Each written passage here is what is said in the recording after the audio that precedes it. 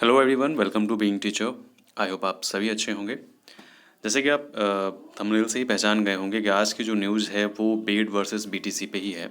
और आप देख रहे हैं कि दो स्टेट्स में जो है वो बीएड वालों को प्राइमरी में एलिजिबल कर दिया गया है।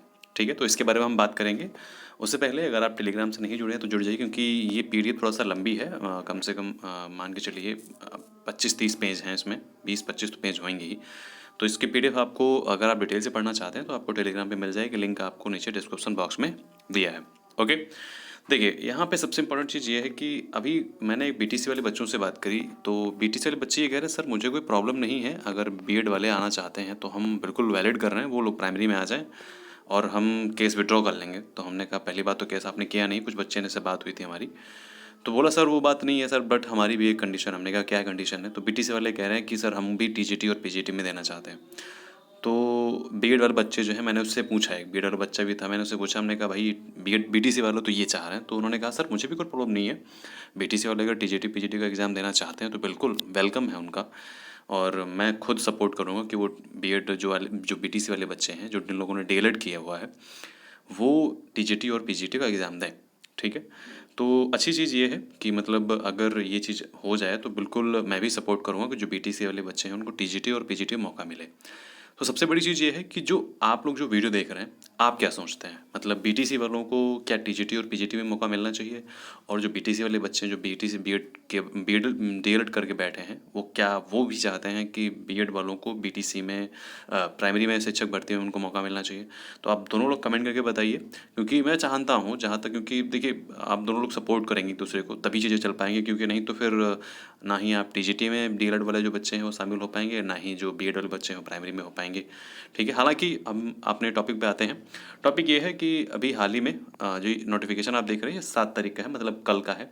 और ये झारखंड सरकार का है। तो यहाँ पे इन्होंने ये कहा है कि 7/6, मतलब अभी हाल ही में, मतलब पिछले कोई जो महीने का नहीं है, इसी हाल ही महीने का है। इन्होंने ये कहा है कि अनुच्छेद 309 के तहत, ठीक है, बाल शिक्षा अधिकार अधिनियम अनुच्छेद 309 के तहत, संविधान के अनुच्छेद 309 के तहत प्रदत्त शक्तियों का प्रयोग करते हुए झारखंड राज्यपाल द्वारा झारखंड सरकार के स्कूली शिक्षा एवं साक्षरता विभाग, प्राथमिक शिक्षा निदेशालय के अधीन प्राथमिक विद्यालयों में आचार्य, सहायक आचार्य के पद पर नियुक्ति, प्रोन्नति एवं सेवा शर्त हेतु निम्नलिखित जो है नियमावली गठित करते हैं। तो यहाँ पे बहुत बड़ा ये इन्होंने कह सकते हैं बहुत बड़ा इन्होंने दिया हुआ है कम से कम।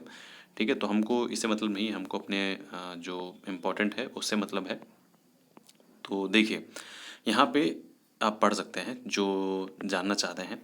वर्ग 1 से 5 के लिए आयोजित शिक्षक पात्रता परीक्षा में के अनुरूप निर्धारित योग्यताधारी अर्थात न्यूनतम 50% अंकों के साथ स्नातक अथवा इसके समकक्ष तथा 1 वर्षीय बीएड, 2 वर्षीय बीएड और बीएड विशेष शिक्षा के अभ्यर्थी इस शर्त के साथ परीक्षा में सम्मिलित होने की अनुमति दी जाएगी कि नियुक्ति के पश्चात राष्ट्रीय सहायक आचार्य शिक्षा परिषद के द्वारा मान्यता प्राप्त शिक्षण प्रशिक्षण संस्थान से अपने खर्च पर, ठीक है, एक अवसरीय रूप में 6 माह का ब्रिज कोर्स हेतु उत्तीर्ण करना होगा।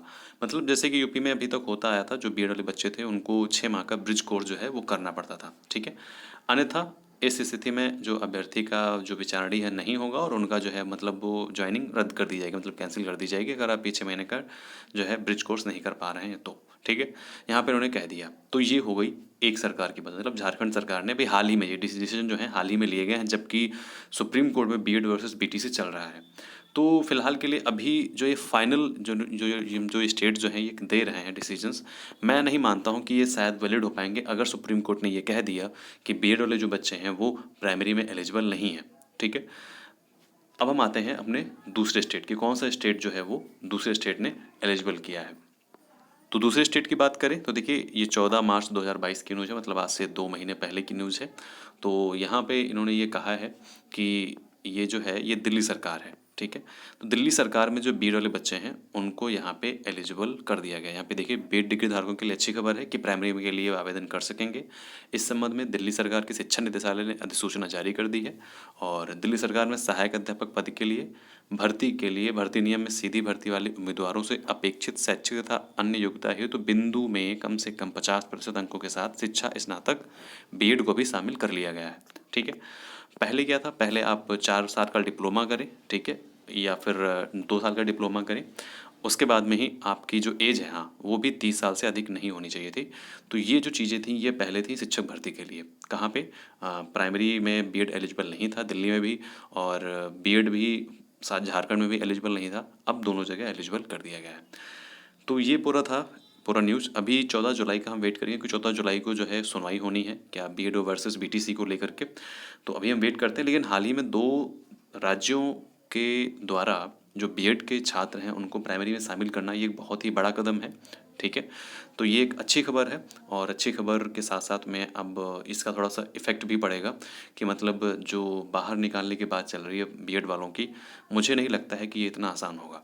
ठीक है, तो चलिए, आप लोगों ने जिन लोगों ने वीडियो देखा ध्यान रखिए अपना। मिलते हैं नेक्स्ट वीडियो में। Bye bye.